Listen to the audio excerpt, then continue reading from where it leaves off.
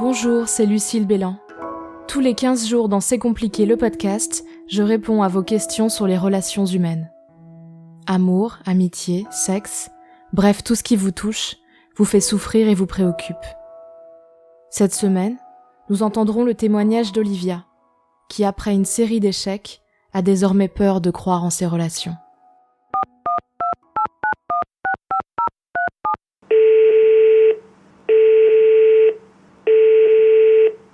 Salut Lucille, je m'appelle Olivia. Pour résumer, j'ai vécu des histoires d'amour chaotiques, parfois dépourvues de sens à mon goût. Depuis 3-4 jours, j'ai rencontré quelqu'un via Tinder, et oui, on ne se refait pas. C'est une personne qui a vécu 12 ans en couple, donc qui se sépare, C'est compliqué. Donc, on en avait déjà parlé, il voulait juste rencontrer des gens, discuter, et la première journée ensemble, on a passé toute une journée ensemble, on s'est baladé, on habite dans le sud-ouest, donc on a passé une journée à Arcachon, tous les deux, on a fait que discuter. Il n'y a pas eu de rapprochement physique, on a fait que discuter, et quelques jours après, on a passé d'autres journées ensemble, puis c'est un peu déclaré, ça nous est arrivé comme ça. En 3-4 jours, on n'arrête pas de s'écrire, de se voir, on a envie de se découvrir. Il est aussi surpris que moi par cette alchimie, en fait, parce que voilà, sa séparation est récente et il s'attendait pas à ressentir ce qu'il ressent, je suppose. Et moi, je te parle aujourd'hui parce que j'ai pas envie de souffrir. Je sais qu'il est resté 12 années avec cette personne, alors je peux pas combattre 12 années. Il y a eu de très bons moments, je suppose. Moi, ce que je veux, je sais que voilà, on s'entend super bien. Il y a une alchimie extraordinaire. C'est ce petit quelque chose que voilà, tu vois, l'amour, c'est quelque chose qui arrive quand on s'y attend pas. Et là, moi, je m'y attendais absolument pas. Et lui, encore moins, parce qu'il venait de rompre avec une personne avec qui il était 12 ans.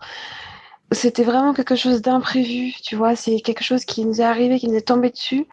Moi, j'ai hyper peur. Je me protège pas mal parce que voilà, j'ai une petite fille, tu vois, et avec son père, c'était une relation vraiment chaotique.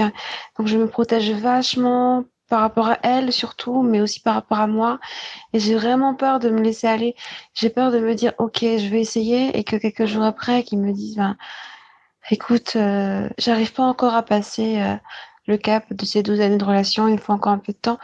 Et je sais que moi, j'ai pas envie de souffrir. Alors, je sais pas quoi faire. J'ai envie de lui dire, écoute, voilà, est-ce que tu as envie de passer 12 années de nouveau avec cette personne, ou est-ce que tu veux qu'on tente, nous, de passer, de vivre autre chose et de nous créer une nouvelle histoire? Puis moi, j'ai envie d'autres enfants. Lui, il en a pas. Pour la première fois, depuis des années de séparation, je me vois avec lui, quoi. Je me vois avoir un enfant. Enfin, je me projette vachement, je sais, mais c'est quelque chose, voilà, ça se contrôle pas. C'est quelque chose je sais pas, c'est fort, c'est une alchimie, vraiment. Qu'est-ce que je dois faire, quoi? Est-ce que je dois me laisser vivre? Est-ce que je dois tenter de faire en sorte qu'il passe à autre chose? Est-ce que je dois être présente? Est-ce que je dois laisser du temps? Mais j'ai pas envie qu'il retombe dans ses bras. Enfin, j'imagine qu'il y a encore des sentiments, mais voilà, s'il y a eu séparation, c'est pas pour rien. Enfin, c'est une excuse que j'essaie de me donner, tu vas dire, mais je pense que je pourrais largement le rendre heureux. Enfin, qu'est-ce que t'en penses, toi? Chère Olivia, est-ce que nous sommes condamnés à faire les mêmes erreurs, aux mêmes mauvais choix qui conduisent aux mêmes souffrances ? Personnellement, je ne le crois pas. Mais je suis convaincue qu'on débute nos relations avec des blessures qui nous rendent fragiles, et que plus les relations ont été douloureuses, plus nos blessures sont profondes. Comment alors peut-on construire quand on doit déjà se reconstruire ? La transparence me semble à titre personnel la meilleure solution. J'ai été biberonnée aux comédies romantiques des années 80 et 90 où chaque message et chaque geste du potentiel amour était analysé par les meilleurs amis du héros ou de l'héroïne, où paraître était finalement plus important qu'être. Dans ma tête, régulièrement, nagent des citations de ces films qui sont parfois drôles, parfois toxiques. Elles ont pourtant la même valeur pour moi. Elles ont le goût des bols de Choc-à-Pic devant la télé, et elles m'ont fait croire longtemps que personne n'aimera jamais une femme qui traîne en pyjama de temps en temps, qui pleure, et qui a donc le maquillage et le nez qui coulent, qui n'a pas une taille de guêpe, qui a des parents dysfonctionnels, ou qui traîne son lot d'ex bizarres. J'ai appris pendant des années qu'on n'aimait pas une femme complexe, une femme qui doute, qui lit, qui travaille, qui est trop sûre d'elle ou au contraire pas du tout, une femme qui aime le sexe ou au contraire pas du tout. On m'a vraiment appris qu'il fallait avoir l'air d'eux. Et surtout compter ses calories.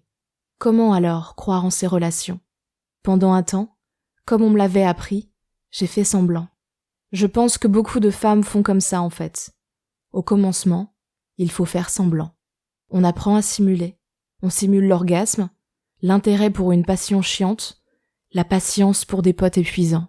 Tout ça en échange de câlins, de l'idée d'avoir un plus 1 aux soirées et événements, d'un cadeau pour la Saint-Valentin. Et quand on doute, qu'on souffre, qu'on pleure, qu'on ressent sincèrement quelque chose, parfois, malheureusement souvent, le couple vacille et craque. J'ai fait beaucoup semblant, et j'ai appris que c'était un terreau toxique qui ne mène jamais à rien. Il faut apprendre à arrêter de paraître, à exprimer ses doutes et ses peurs, à montrer ses blessures. C'est le seul moyen d'obtenir de la compréhension et de l'empathie. Si on a en face une personne un tant soit peu intelligente, elle comprendra. Ce n'est pas une recette pour le couple qui dure. Ce genre de recette n'existe pas et je ne suis pas sûre que ce soit un mal. Mais la vérité nue, c'est le premier élément du couple équilibré. Si chacun accepte les défauts et failles de l'autre et les respecte. Parce qu'on ne se met pas en couple avec des apparences. Avec une coupe de cheveux parfaite, le bon geste quand il faut ou encore le sourire charmeur. On se met en couple et on aime aussi et surtout une personne qui traîne ses bagages émotionnels comme nous, des blessures parfois profondes. Parce que, pour finir par citer un de ces fameux films des années 80 et 90, quand Harry rencontre Sally, l'amour, c'est probablement juste deux névroses qui se comprennent. Pour parler de reconstruction amoureuse, j'ai téléphoné à Florence Pelletier, conseillère conjugale et familiale. Je lui ai d'abord demandé comment trouver le courage de s'engager dans une histoire d'amour après une ou plusieurs histoires douloureuses. Ce n'est jamais facile parce qu'en effet, quand on a vécu des échecs amoureux, on a peur. Il y a des émotions qui sont là, qui apparaissent et qui peuvent empêcher d'avancer dans l'histoire, de se faire confiance et de s'autoriser surtout à être heureuse. Puisque quand on se coupe, nos corps à tous et toutes cicatrisent majoritairement de la même manière, je lui ai demandé si nous étions tous égaux quant à notre capacité à nous reconstruire émotionnellement. Non, nous ne sommes pas égaux. Il y a une bonne nouvelle et une mauvaise nouvelle. On n'est pas égaux. Donc, il y en a qui ont de la chance, il y en a qui auront un peu moins de chance. Mais par contre, la bonne nouvelle, c'est qu'il y a de l'inné et de l'acquis dans cette histoire de reconstruction. Il y a des personnes qui vont être plus optimistes, qui vont savoir mieux, qui vont avoir plus une capacité à rebondir, à être dans la résilience. Et ça va être plutôt de l'inné. Mais la bonne nouvelle, ça va être que c'est quelque chose qui peut se travailler. Et comme ça peut se travailler, il y a cette possibilité à reconstruire et à changer un petit peu son programme de vie. Et pour ça, moi, j'aime bien parler de 3 espaces qui sont au sein de cette reconstruction. Nous avons tous en nous 3 espaces-temps. Il y a le passé, il y a le présent et il y a l'avenir. Le passé, j'aime bien donner une devise par rapport au passé, surtout quand ce passé, il est douloureux et il est synonyme d'échec. J'aime bien donner cette devise qui est « gardez le meilleur, le reste, tirez-en des leçons ».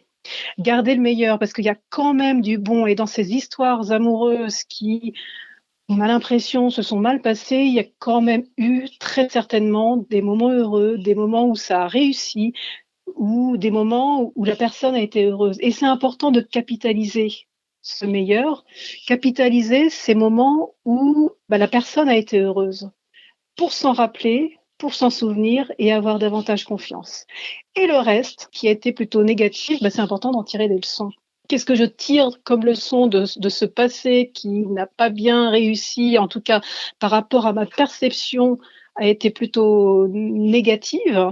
Je le vois plutôt comme un échec. Là, il est bon d'en tirer des leçons pour ne pas recommencer les mêmes erreurs. Ça, c'est le passé. Ensuite, après, il y a le présent et il y a l'avenir. Le présent, c'est le seul moment qui nous appartient. Alors souvent, il est entaché de ce passé, de cette peur qui va complètement nous annihiler. D'où l'importance d'avoir un peu travaillé sur ce passé. Mais le présent, il est cadeau, il est gratuit. Je peux le modeler un peu comme je veux. En ce moment, on parle beaucoup, par exemple, de vivre l'instant présent. On parle beaucoup de méditation, qui est une excellente méthode pour justement se réapproprier son présent et pleinement le vivre en laissant le passé au passé. Et puis, en évitant d'avoir peur également de l'avenir. Parce que ça, c'est la troisième espace-temps. Cet avenir, il est à construire, il est à espérer. Et si chaque espace-temps est bien délimité, l'avenir ne sera pas parfait, parce que ça n'existe pas, mais on peut se donner la chance de vivre un avenir qui nous correspond et qui sera signe d'espoir. Finalement, est-ce que le secret, ce ne serait pas d'apprendre à accepter que les échecs de nos relations passées ne sont pas entièrement de notre faute ? Non, parce que dans une relation, on est toujours deux, donc il y a une co-responsabilité.